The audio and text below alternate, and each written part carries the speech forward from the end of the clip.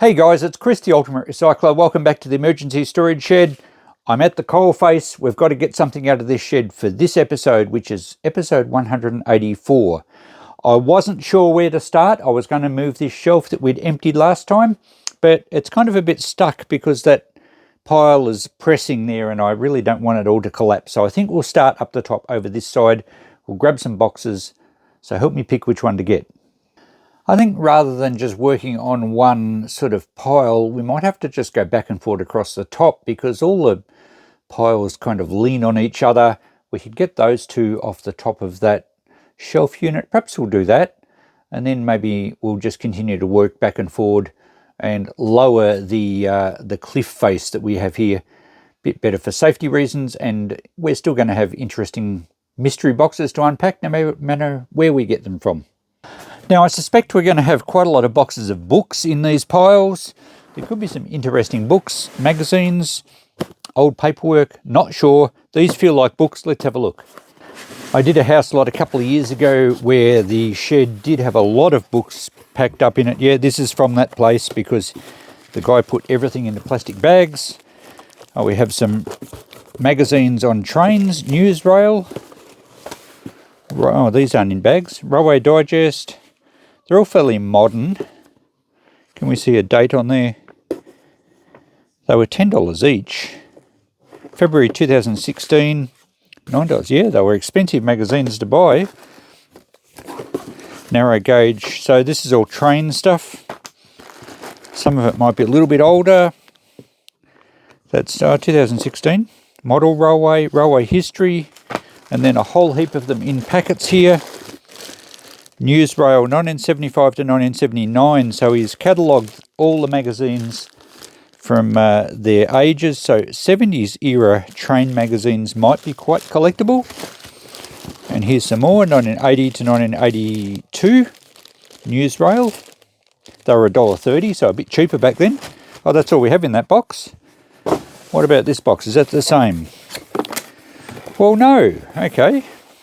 From the same place, we have operating instructions for a Uher, maybe it's a tape recorder, Report L, and maybe that's what it is in the case here. Let's see if we have a picture of it. There we go, yeah, it's a reel-to-reel tape player. Okay, that might be of some value. We have a microphone to go with it, an M514. Don't see an actual brand on it. Oh, it's a Uher microphone. I don't know if that's exactly how you say it, but possibly German, possibly very good quality, possibly quite valuable. Oh, we have the straps here. We have cords.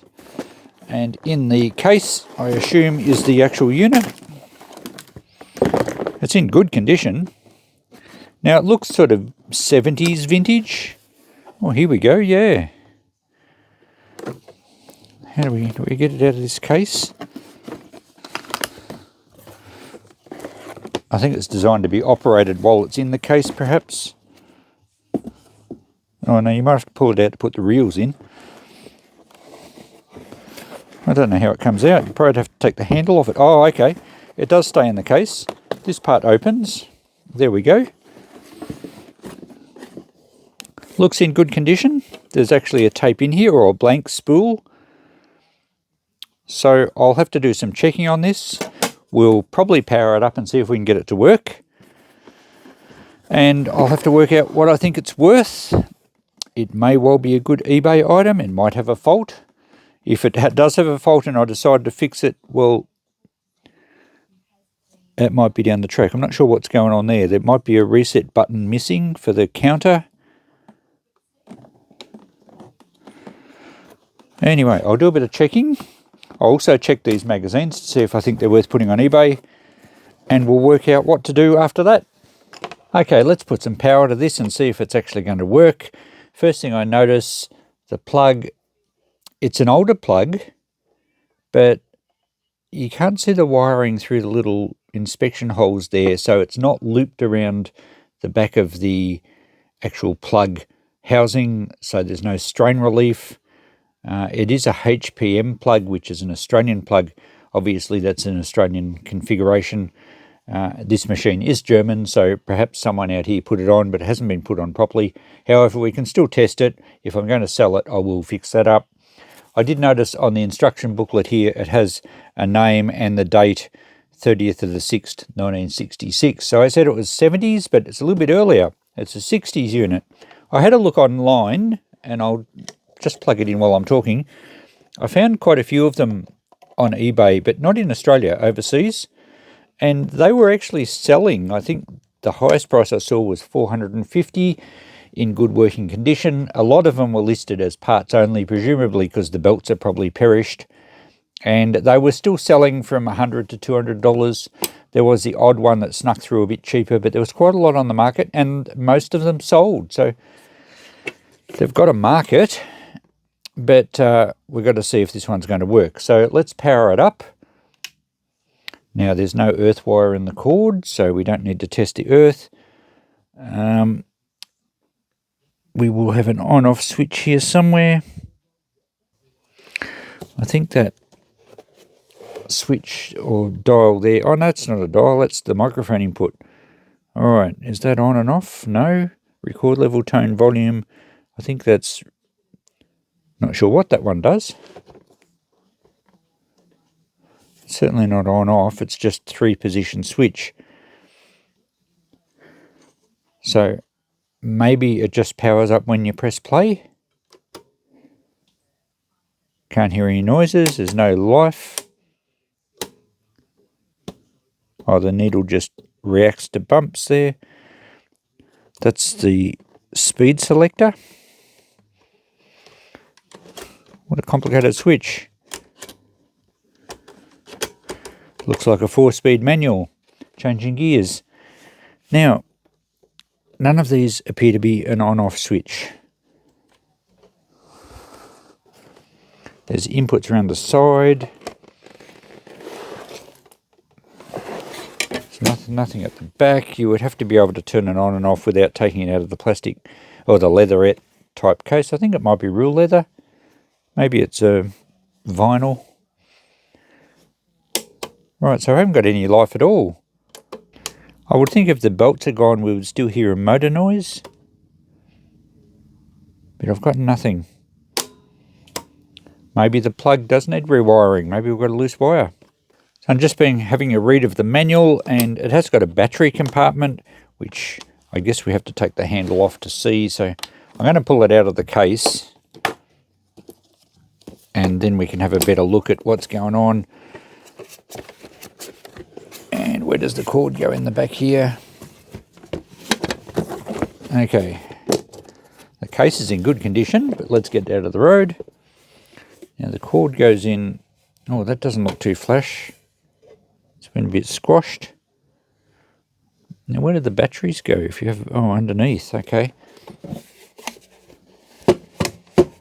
Let's just turn the power off. And hopefully we haven't got batteries left in here. Looks like the whole bottom cover comes off. Okay, so there's no batteries. I guess a battery went in there. There's only one battery. What's this? Oh, that's the power supply unit. That's a separate unit. Maybe the power supply's had it is set to 240 volts. That's important, but it would have been because it had an Australian plug on it. Does that lift out? Oh, it does too. I think. There we go. A completely separate power supply unit. Made in Western Germany. Alright, so that's actually a replaceable unit. Interesting. And it connects... Oh, they're the output terminals that connect with these. Or maybe that... Oh, actually, I think you could also put batteries in here. Complicated power setup. Well, I guess we can turn this back on and get the meter out here and see if we have any voltage. It may have a power supply issue. I wonder what it outputs. If it's 240 volt input, It's written in German. Here we go. 250 volts. It's fused. There's a fuse in there. We'll get my meter and see if we have any power. Okay, DC out. I'm gathering it's going to be like 12 volts or 24 volts or something. Oh, there's the battery configuration. Not sure if you can see there. So it takes 5, presumably 1.5 volt batteries. Let's see if we have an output here. I'll turn it back on. And what do we have? Nothing. The power supply is not working. We'll check the fuse. Oh, there's a green, looks like there's a green indicator there when it's on. Let's just turn the power back on. Definitely no life coming from that. Has it just blown a fuse? And if it has blown a fuse, why? And if it hasn't blown a fuse, why not? Oh, it's a bit corroded.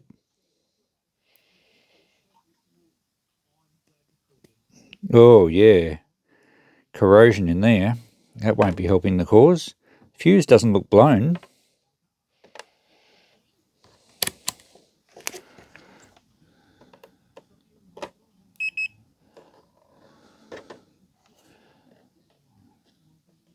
Maybe it is. Or we're just not getting a connection because it's too badly corroded. Okay, we've got no continuity, but I can see the fuse wire in there.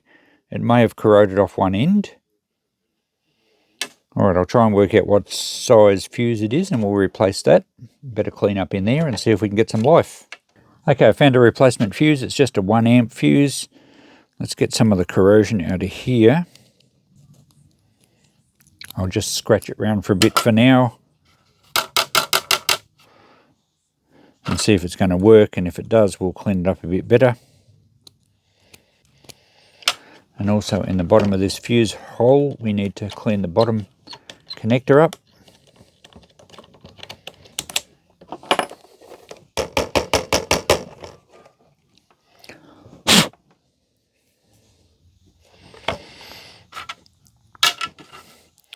Okay, we'll put that fuse in there. We will make sure that we have connectivity through that fuse. Yep, okay. Hopefully it's clean enough to actually make contact.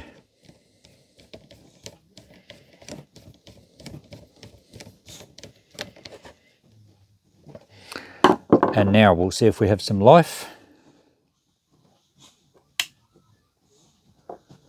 Okay, power's on. We still have no green light here. Do we have any voltage on these contacts? Oh, we do now. 6.8 volts. Yep, okay, so the power supply is working. I don't know what the green light, it says automatic. Don't know what the green light, but you don't see the green light when it's in here anyway. So, all right, we'll turn that back off. We'll put it back in. There's no corrosion really on these connectors here.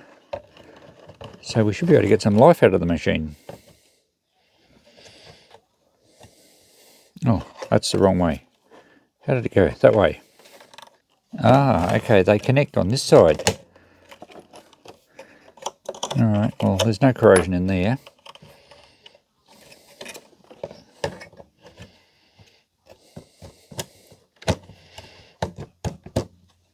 Okay, we won't put the back on just yet. We'll see if we have some life in it.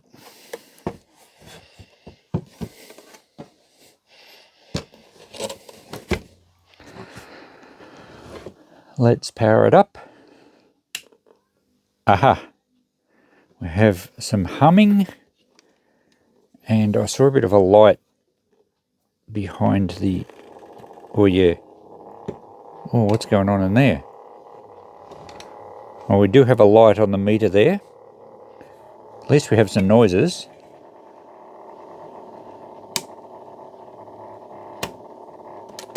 Oh, there we go. It's a bit noisy in there, but the pause doesn't work. That one's working. So the belts are still intact. They're probably not very healthy. That's sticky. That's working.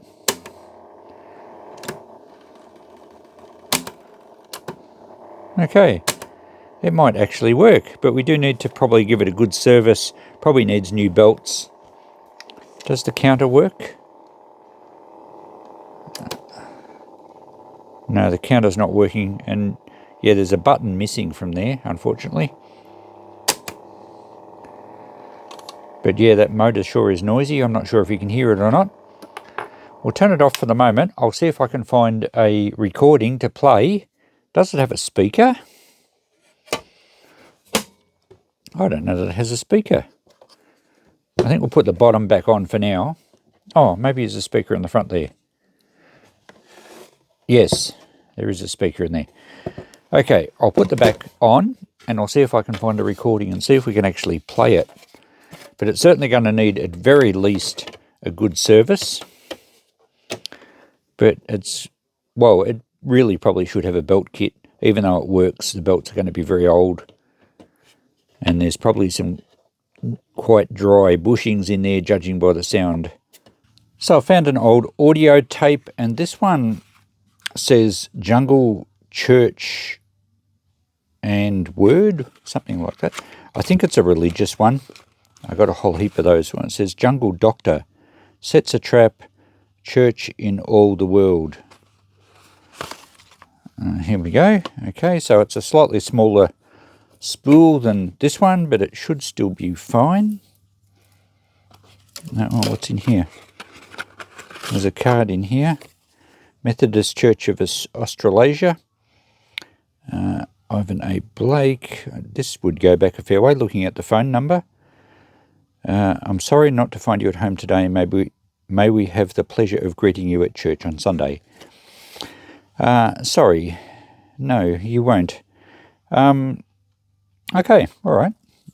So how do we put... Whoops, it's all coming off. I'm not overly experienced at these old reel-to-reel players.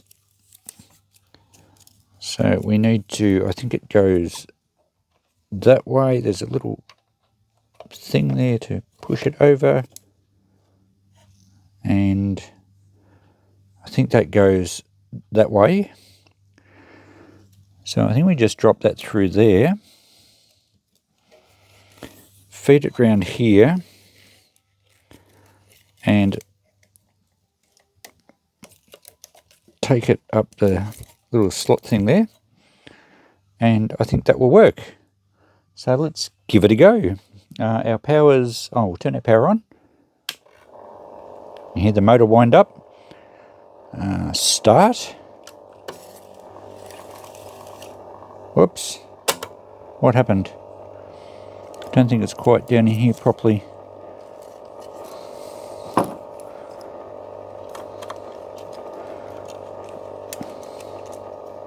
That's better. I probably shouldn't use a screwdriver. It might be magnetised. It might muck up the tape. Alright, I think that's going to work. It's very slow, probably because the belts are slipping. Oh, do we have any noise? I think it's going too slow.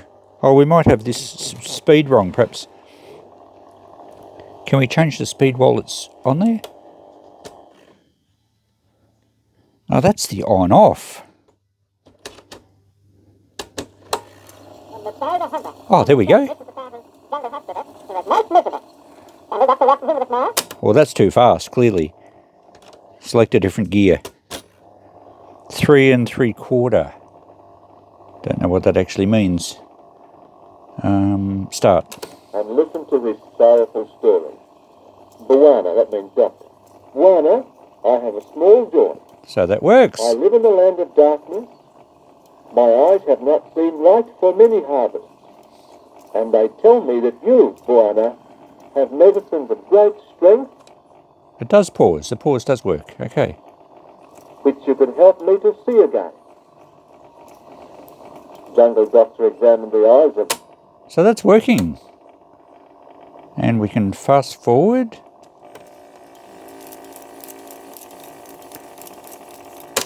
And I think that's supposed to flick back up. Davy, his assistant, came to admit the new patient, who was full of curiosity. Luana, he said, "What is this good news you speak of?" "Well, so that you'll better understand this news, Miss Shaley, let me tell you of something that happened here at this hospital." All right, well, it's a bit crackly. There's lots of weird noises going on inside other than what's coming through the speaker. And I suspect that it's going to need a big overhaul mechanically and possibly electronically. Maybe the capacitors are out of spec and it's sounding a bit distorted. The speed seems okay, but yeah, so I think we can call it working, but it needs quite a good service. I'm not going to keep listening to that, but at least it's a good one to test. The amplifier part obviously works, the speaker works. Yeah, there we go. So I might even leave that tape in there. I'll turn it off. Oh, we can turn it off here, can't we? Yeah, okay, there we go. I haven't tested actually recording on it. We have the microphone, but I'm pretty sure that will probably work. I reckon, I mean, the head's probably filthy dirty as well. It's been sitting boxed up probably for a long, long time. But I'm comfortable that this is going to be in very good condition when I actually give it a proper service. Maybe totally overhaul the electronics down the track. The casing's undamaged. We do need to find a button somehow to reset the counter because that wasn't working. Does it actually work with the... It should work with the lid down. And I don't think the counter was working at all. "It began the morning I was dealing with a schoolgirl." No, it's not. "Who hurt her Oh, was it? Hang on. finger." It is. It's just very slow. And If we do this fast was forward... Not sure if you picked that up on camera, but it is actually working. So it just needs the reset button. I don't know where I'm going to find one of those. I might have to pick up one as a donor unit down the track, but I'm going to put this one aside as a future restoration project. I don't think they're ever going to lose their value. It's a good portable little reel-to-reel tape recorder and player with the matching microphone. I think it's always going to be worth good money, and I think I'd like to restore it one day, so that will be just going on my shelves for a future project, and I'll leave that tape in it so at least we've got something to play. I'll put it back in its case. Let's turn that back off so it stops making all that racket. There we go. What a great little find.